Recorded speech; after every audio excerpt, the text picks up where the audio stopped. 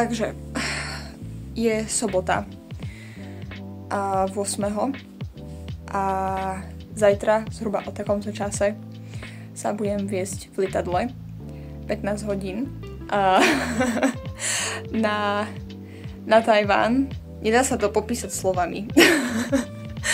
V akom strašnom strese som, lebo tie vybavovačky a behačky a tá administratíva a všetko okolo toho je, že extrém. Ale už sme v baliacej fáze. Už mám pobalenú asi väčšinu takých tých fyzických vecí, ktoré potrebujem a mimo nejakých maličkostí a ešte mi chýbajú papiere, ktoré si teraz budem musieť nejako ešte dať dokopy, pretože posledných pár týždňov som nerobila nič iné, len som behala po inštitúciách a vybavovala som si rôzne potvrdenia od doktorov a víza a veci. To je momentálne to, čo mi spôsobovalo najväčší stres a nekončí to, pretože keď prídem na ten Tajvan, tak vlastne to budú zase ďalšie behačky na ich strane, pretože to, že som si ich vybavila tu, znamená, že ich musím niekam odovzdať. Veľmi komplikované. Pre tých, ktorí náhodou nevedia a sledujú toto video, tak vlastne odchádzam na celý semester, čo sú zhruba 4 mesiace na Tajvan. Budem tam študovať na univerzite, ktorá sa volá NTU, čiže National Taiwan University. A tak no. Budem bývať na internáte, čo bude pre mňa úplne, že nové, pretože som nikdy nemusela bývať na internáte. Plus teda 4 mesiace je celkom dlhá doba na mňa, takže uvidíme, ako to zvládnem. Ideme na výlet a ja vás vezmem so sebou, pretože nemôžem tam byť sama. Nemôžem ísť proste sama. Musíte ísť so mnou.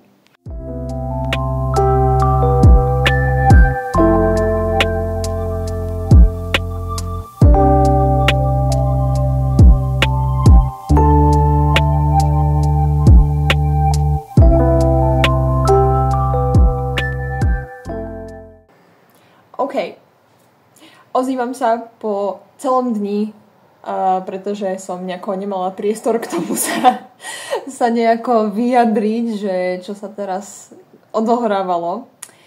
Tak som sa k tomu konečne dostala. Mám izbu sama pre seba, výnimočne. Cesta bola v pohode. Trvala 15 hodín s tým, že sme asi 2,5 hodiny stáli v Thajsku. A potom som vlastne prišla okolo 4:00 sem na Tajvan, s tým teda, že asi hodinu mi trvali celé tie letiskové procedúry, ktoré sú teda čo sa Tajvanu týka, tak zaujímavé. Pretože som musela prejsť cez kontrolu, oni to nazývajú, že karanténa, ale není to taká karanténa, keď bol COVID, ale proste musíte si vybrať z tašky všetko jedlo a zahodiť ho do koša, pretože pokiaľ sa im nebude páčiť, tak dostanete pokutu. Čiže ak vyjdete z lietadla, tak všade sú oznamy, že ak vám nájdu ovocie a ak vám nájdu mäso, 30 000 eur pokuta. Takže to určite nechcete. A ja som vedela, že žiadne jedlo so sebou nemám, aj tak som bola v strese z toho, pretože halo. 30 000. No ale v pohode. A potom som musela si vybaviť, teda musela som prejsť cez víza. A to bolo tiež úplne v pohode, vďaka Bohu. Potom už len si zameniť peniaze, vybaviť SIM kartu a dostať sa metrom na internát, kde teda bol mierny problém s mojim ubytovaním, pretože zo všetkých tých 30 papierov, ktoré som si doma vytlačila, som zabudla ešte na jeden, ktorý mal na sebe čiarový kódik, aby som mohla zaplatiť internát, pretože oni potrebovali ten čiarový kód nejako naskenovať, aby som mohla vlastne zaplatiť v hotovosti. No a ja som nemala ten papier a môj mobil odmietol ten čiarový kód načítať. Takže mi vďaka Bohu vďaka Bohu, pomáhal nejaký študentský dobrovoľník, ktorý prišiel s úplne iným študentom, ale vďaka Bohu to bol Tajvanec, čiže vedel aj po čínsky dobre, aj po anglicky dobre. Neviem, čo by som tam robila. Ten týpek na recepcii ako on nevedel, čo má robiť so mnou a ja by som asi tiež nevedela, keďže toto som prvý raz v živote zažívala. Ale nevadí, dala som to asi po pol hodine, čo som tam totálne chaosila, tak sme to nejako dali. Zaplatila som za internát a potom už mi dali kľúče a prišla som sem. Večer som sa vybalila, moja celá posteľ bola špinavá od vlasov. Ja neviem, čo toto je za trend. Už sa mi to raz stalo na tej škole, čo som bola predtým. My sa nasťahovali a v posteli boli vlasy a bordel a vôbec nechápem, prečo si tí ľudia po sebe neupracujú, keď sa vysťahujú. Netuším. Takže to bola taká halus a potom ešte som zistila, no to vám vlastne ukážem. Ja spravím room tour, ale táto izba má jeden mierne veľký defekt, ktorý ako som absolútne nepobrala a myslím si, že to nepoberete ani vy. Tak toto tu vlastne vyzerá už od dverí. Extrémne sa mi páči tamto okno, pretože je obrovské a je z neho celkom slušný výhľad. No, ten defekt sa nachádza tu. Toto je naša kúpeľňa. Toto. Tu zažnem, aby sme všetci videli. Toto je kúpeľňa, ktorá nemá dvere. Nemá dvere. Nemá. Neexistujú. Nie je tu ani záves, nie je tu nič. Asi tu kedysi chcel byť záves. Ale asi si ho musíme kúpiť sami. Neviem. Ale je to zvláštne pre mňa, pretože ktorá kúpeľňa na svete nemá dvere? Vysvetlite mi to. Dobre. Tuto je sprcha. Je inak obrovská. Tu je teda vecko, ktoré je síce oddelené dverami, ale dole je priestor a hore je priestor, čiže je to úplne zbytočné vôbec. Nevadí. A toto je teda zrkadlo a umývadlo. Krása. Všetko tu je počuť. Úplne všetko. To je všetko, čo k tomu poviem. Viete si predstaviť. Tuto je random bordel, ktorý tu nechávala moja spolubývajúca, ktorá tu býva už jeden semester, takže tu má nejaké veci. Tuto spínkam ja a tam spínkajú moje dve spolubývajúce. Jedna je teda z Japonska a druhá je z Španielska. A no, nebudem ukazovať tie ich strany, lebo to je celkom zbytočné, ale toto je moja strana. Spínkam hore, takto mám tu svojho jednorožca letiskového. A toto je nejaká dekorácia, ktorá tu zostala ešte z dôb minulých. Inak celé toto povlečenie, tento molitanový matrac som si musela kúpiť včera, keď som prišla. Rovnako ako aj túto príkryvku, ktorá akože je tenká, čiže na leto je to super, ale momentálne je tu extrémna zima, čiže to je celkom sranda. No a tuto je tak nejak môj osobný priestor. Dostala som tak 2 metre štvorcové. Takto mám vlastne stôl. Moc vecí tu nemám. Toto som si dneska kúpila knižku. Je to o mačke, ktorá je tak malá, že sa zmestí do dlane. Musím sa naučiť čítať tie tradičné znaky, lebo ich neviem. Potom tuto sú iba nejaké šufličky, to vám nebudem ukazovať, lebo to je zbytočné. Tuto je skriňa, to tiež nemusíte vidieť. A tak, no, akože to okno je dosť dobré. Takýto mám z neho výhľad. Dúfam, že to bude vidno, lebo to okno je extrémne špinavé. Ale dneska ráno vlastne za tamtou horou niekde vychádzalo slnko, jak sa svietilo, tak to bolo úplne nádherné. A počuť trocha ulicu, dá sa tu aj otvoriť okno, takže budeme mať autentický zážitok. Máme tu sieťku, ďaká Bohu, takže žiadne komáre, poprosím. A teda počuť tú ulicu celkom dosť, keď sa otvorí okno. Akože počuť ju aj keď je zavreté, ale tak snaď to bude dobre. Verím tomu. A tak?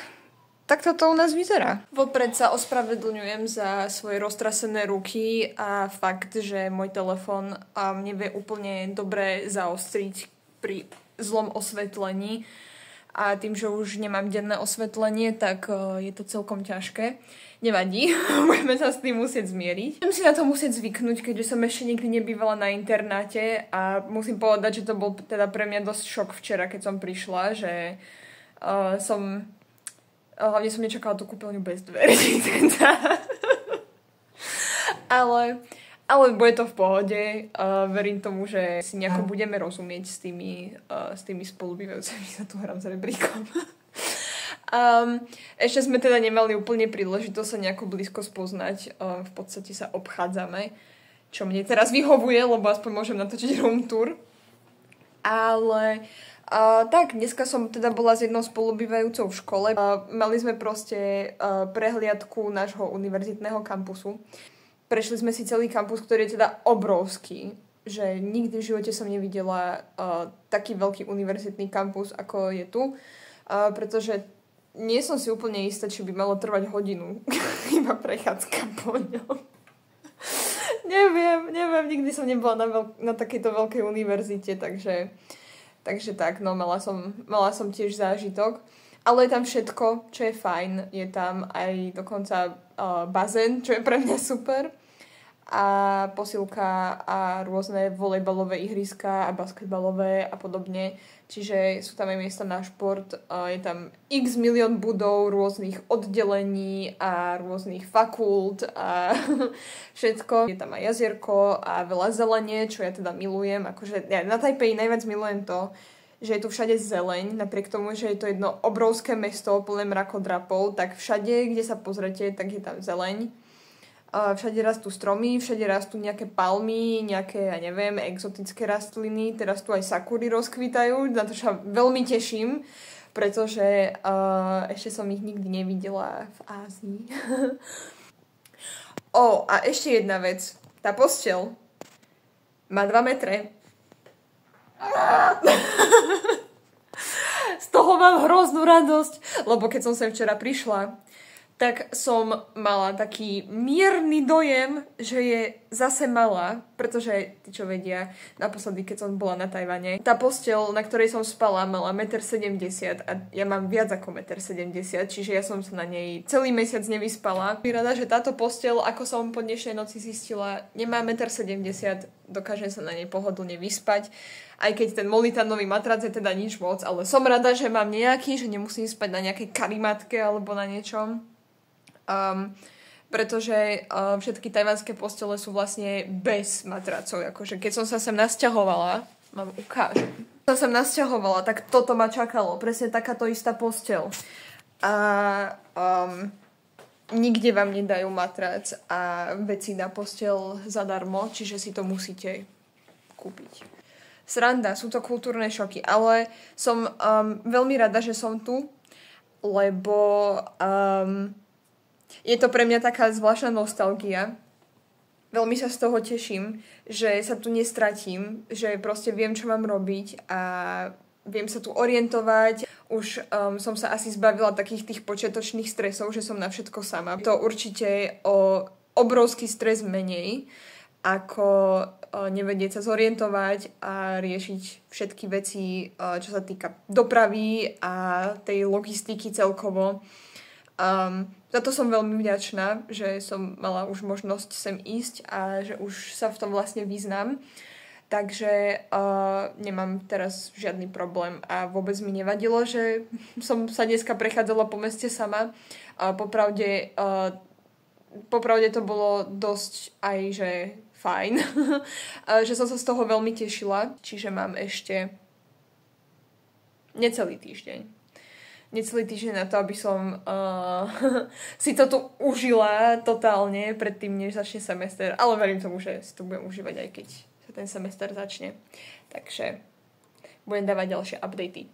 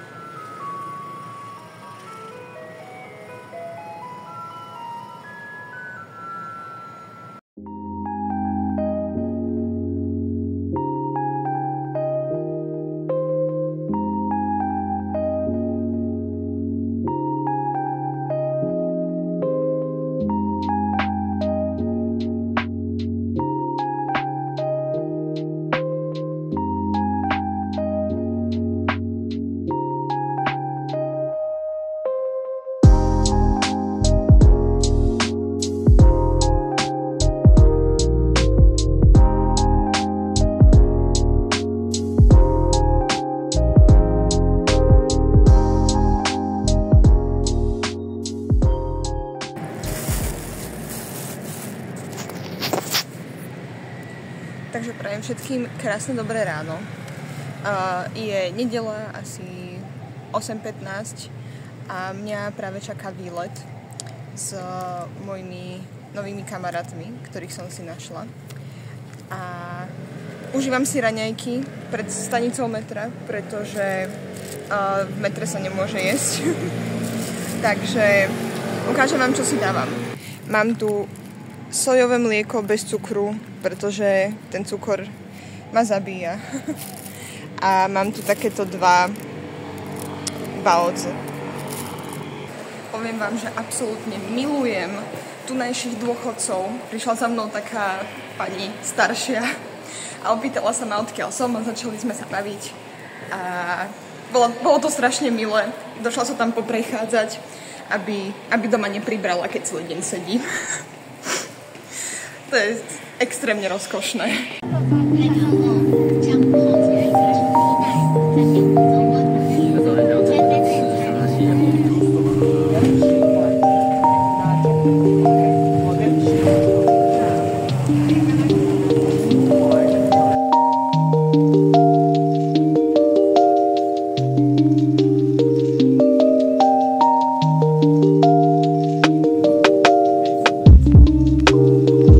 Sme prišli hore.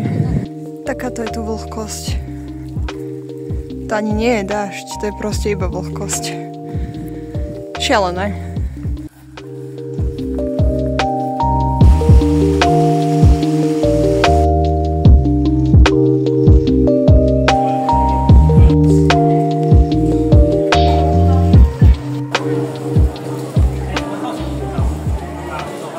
Myslím si, že je na čase tento vlog nejako uzavrieť. Som tu oficiálne týždeň. Na záver by som rada urobila nejaké zhrnutie toho vlastne, ako ten celý týždeň prebiehal, a chcela by som to asi robiť na konci každého videa, pretože mi ide aj o to, aby som vám vlastne ukázala úplne autentický môj život a moje autentické zážitky. A teda to znamená, že nielen tie dobré, ale aj tie zlé. Nemôžem sa sťažovať asi na to, aký je Tajvan celkovo, pretože je to úplne perfektné, ako to tu funguje, a vôbec teda nemám žiadne výhrady voči tomu, ako tu žijem. Každopádne moje prvé dni po príchode cítila som sa úplne katastrofálne a mala som 100 chutí sa vrátiť naspäť domov, a myslím si, že toto je presne niečo, o čom úplne asi veľa ľudí nehovorí, respektíve ja sa s tým úplne nejako nestretávam. A vždy, aj keď vidím nejakých študentov, ktorí chodia na Erasmy alebo niekam do sveta, tak väčšinou vidíme iba tie highlighty a tie pekné veci. Ale myslím si, že sa dosť málo hovorí o tom, že ako nám hrozne chýba domov, keď sme takto vo svete. A mne teda domov začal chýbať v sekunde, ako som odišla. V sekunde, ako sme vzlietli, som bola taká, že pre Boha. A keď som sem prišla teda, tak som sem úprimne, 100% úprimne, a som sem prišla s totálnou nechuťou. Myslím si, že to bolo spôsobené hlavne tým, že som išla do nového prostredia. Aj keď som tu už bola, tak predsa len to bola pre mňa úplne iná skúsenosť a stále aj je. Takže si myslím, že to úplne prispelo tomu pocitu, ktorý som mala na začiatku, pretože zorientovať sa a nejako si dať dokopy všetky svoje veci a zároveň byť tak ďaleko od rodiny. Myslím si, že možno je to problém skôr ľudí, ktorí cestujú ďaleko ako ja, ale verím tomu, že keby som bola v Európe, tak by som asi tento problém úplne nemala, pretože aj keby som bola v Španielsku alebo aj keby som bola niekde v Škandinávii, tak by stačilo sa na lietadlo, keby čokoľvek, a za 2 hodiny som doma. Ale tu, no nie je to také jednoduché a nebudem sa vrácať domov, samozrejme. Ale myslím si, že to veľmi podporilo ten pocit, ktorý som mala tie prvé 3-4 dní.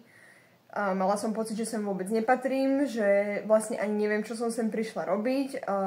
Hovorila som si, že na čo si toto vlastne spôsobujem, že som mohla zostať doma vo svojom komforte, kde by bolo všetko stále rovnaké a bolo by mi fajn a ušetrila by som si kopu stresu a peňazí a vybavovania.